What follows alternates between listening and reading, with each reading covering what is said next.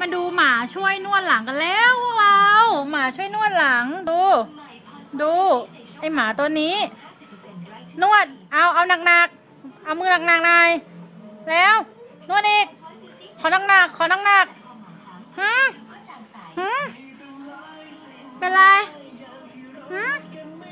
ทำไม